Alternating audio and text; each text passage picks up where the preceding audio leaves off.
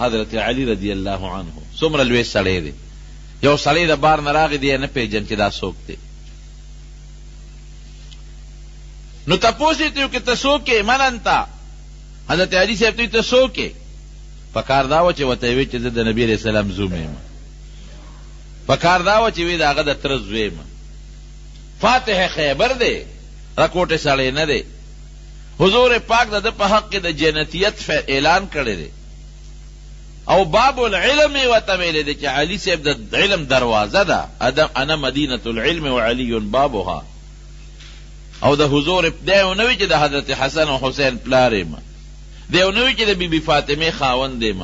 وی ته څوک یې؟ من انت؟ ته څوک یې؟ او ته څه وایي؟ ما انا الا رجل من المسلمین. وی زه یو نو بل څه نه یم، د مسلمانانو کې یو سړی یم، بس یو عام مسلمان یم. عاجزي الله ته خوښه ده، په عاجزۍ الله خوشحالېږي، په کبر الله خفه کېږي. لا تمشي في الارض مرحا انك لن تخرق الارض ولن تبلغ الجبال طولا. وی چې په لاره ځې نو خپې د کبرجنو په شانتې موړه، کبر باندې مه ګرځه. څه به وکړې؟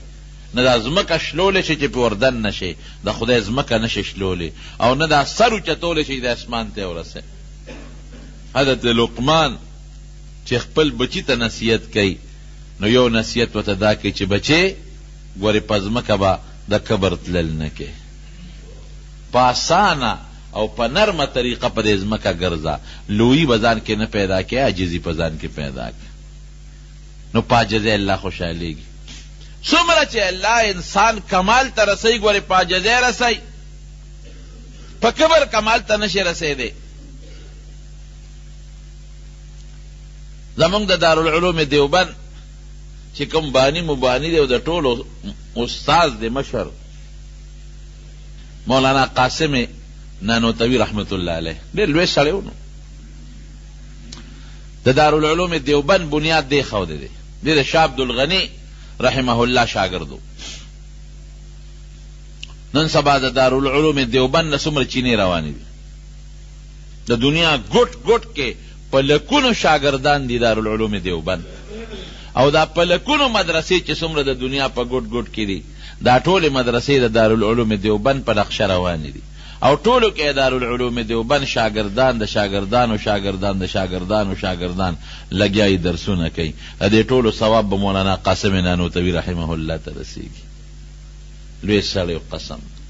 او علم اوهو د علم غر و غر چې خدای پاک دله کوم علم ورکړی، د دې له اندازه ولګوئ چې کله د دارالعلوم دیوبند بنیاد یې ښوده، ځمکه ورته چا وقف کړه، دشت و بیابان ځمکه، هغه وخت کې چا په ځمکو څه کول؟ نو خوب یې خوب د دواړو جهانو مبارک سردار په خوب کې ولید. قاسم ولې په سوچ او په فکر کې پروت دی؟ وی حضرت د مدرسې بنیاد اکدم او په دې سوچ کې پروت ما چې دا آبادی څنګه وکم، د طالبانو د رهایش د اوسېدو کوټې کم ځای جوړې کم، لنګر کم ځای جوړ کم طالبانو لا، او دارالحدیث چې ستاسو د احادیثو درس پکې کېږي هغه په کم ځای کې جوړ کم، او جمعات په کم ځای کې جوړ کم چې منځ پکې کېږي. حضرت په دې سوچ کې پروت یم، په دې فکر کې. د دواړو جهانو مبارک سردار ورته فرمایي وی راځه چې زه درته نقشه واچوم، په دې نقشه دارالعلوم جوړ کا. اوس دی خوب یې نه، نبی علیہ السلام ته مخکې شو، مولانا قاسم نانوتوي رحمه الله ورپسې شو. حضور پاک سره خپله کونټۍ د چوکه مبارکه او په هغې ورته کرښې راښکې، دلته به دیوال وی، دلته به دیوال وی، او د دې کرښو دننه به دارالحدیث جوړ کړي چې کوم دی احادیث تللېږي، او د دې کرښو دننه به جومات جوړ کړي، او د دې لاندې به لنګر دی او دلته طالبانو د کوټو دی. مکمل نقشه ورته نبی کریم صلی الله علیه وسلم واچوله په خوب کې، کرښې راښکې. او لا عجیبه ناشنا دا ده چې وی نبی علیہ السلام خپې بلې خپې روان او زه ورپسې روان یم. دی راپاسېد د خوب نه، چې راپاسېد اوس په دې سوچ کې دی چې ما ته خو نبی علیہ السلام نقشه واچوله، خوب خو بندوي نه نو، ولېږه دې ځای ته ورځم چې دا نقشه رانه هېره نه شي، چې هغې راته څنګه فرمایلي چې اقسې دیوالونه ووام، چې هغه ځای ته ورغې د حضور پاک د هغه کونټۍ مبارکې کرښې هم پرتې وې او د هغې د خپو د قدمونو نشانونه هم پراته وو. دومره لوی سړی. زه کله وایم چې د کمې مدرسې بنیاد د دواړو جهانو سردار کیږي هغې نه به خیر نه خورېږي. د کمو طالبانو د کمرو بنیاد چې نبی کریم صلی الله علیه وسلم کیږي هغې نه به خیر نه خورېږي. دارالعلوم دیوبند د هغې نه خدای ډېر لوی خیر خور کړی، انتهایی لوی. په مدینه منوره کې یو لوی عالم عربي و، نو خلق ور سره ډېر ناست و. ما یو دوه شاګردانو هغې نه مې تپوس وکړه دا څوک دی؟ وایي دا زمونږ استاد دی، او سپین ګیرې، غټه سپینه ګیرې او ښکلې مزېداره. نو زه ور نږدې شوم، یاره زه ور نږدې کېږم چې د حدیثو اجازت ترې وغواړم.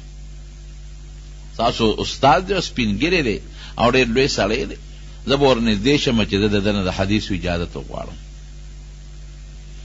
نو چې زه ور سره کېناستم ما ته معلومات اخیستل. مې حضرت تاسو احادیث چا نه ویلي؟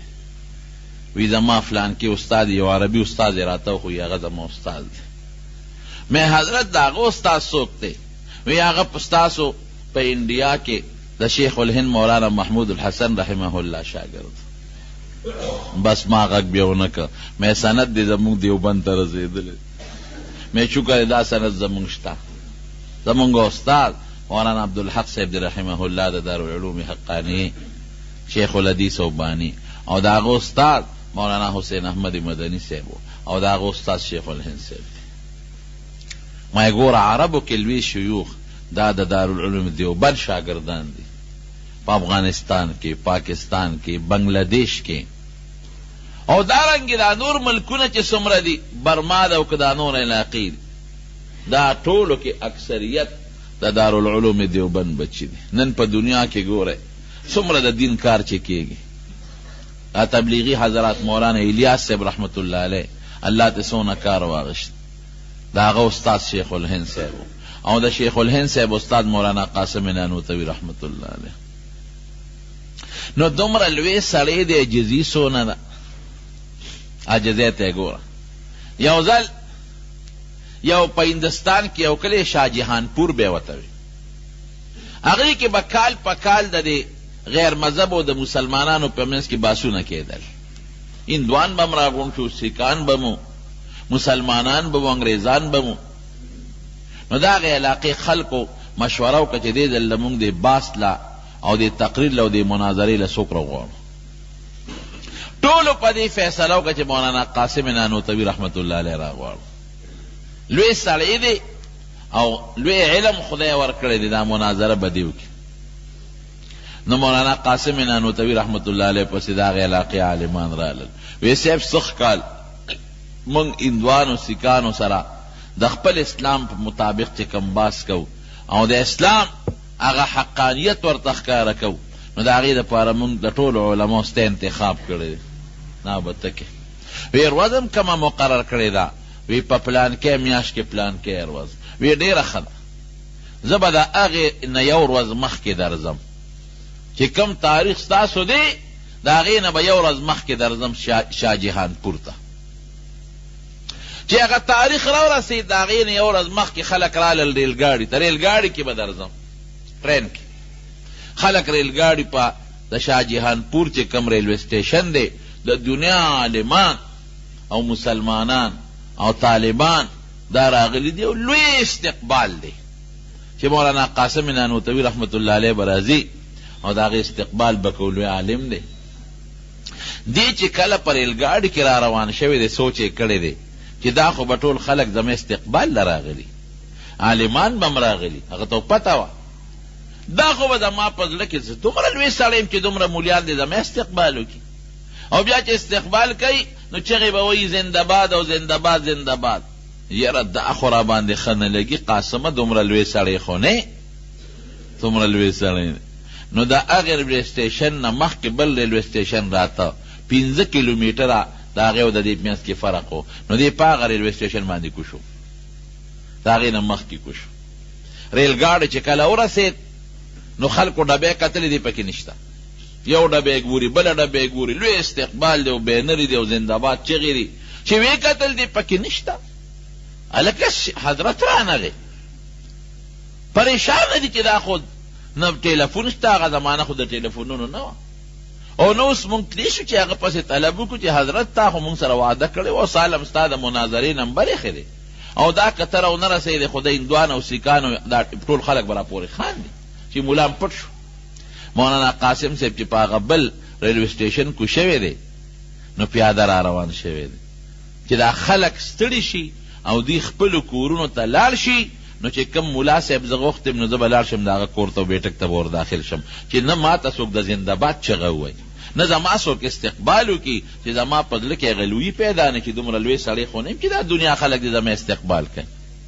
نو لاره کې یو خوړ په خوړ پیاده مزل را روان دی غریب، خوړ کې چې راځي نه خوړ کې اوبه ډېرې وې، نو د پنسي اوچتې کړې وې، خو بیا هم دا پرتوک ته لون شو، کمیس یې اوچت که او پرتوک ته لون شو، نو د خوړ نه چې کله پورې وته نو اوس په دې سوچ کې دی چې دا پرتوک خو د ما لاندې د خټم شو لوندم شو، دا به انزل غواړي او دا به اوچولم غواړي، نو که دا خو انزل خو آسان دي، زه اوبو کې به یې غوپه کم، خو که دا زه اوچولو ته انتظار کوم نو دا خو بیا زما باندې شپه راځي او خلک مې هلته په تمه دی، هغوی به هم پریشانوي.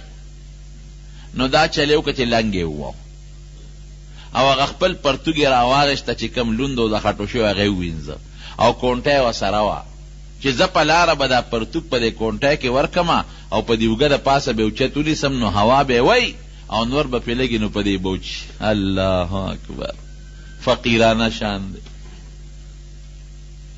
سړی کم سړی دی؟ د شیوخو د مفسرینو د محدثینو استاد، هغه سړی چې حضور پاک ورته نقشه اچوي، د علم لوی غر او لکه د ملنګانو غوندې هغه خپل پرتوګ یې په کونټه کې ورکه او کونټه یې په اوږه نیولې ده او نور ته یې نیولې ده او لنګ یې والې دی او غریب روان دی. خلک عالمان راغلي دي په ټیشن کې وګرځېدل، پیدا یې نه کړه، اوټلو کې ورپسې ګورې هسې نه اوټکته مخکې راغلي بل ګاډي کې، په اوټلو کې نشته.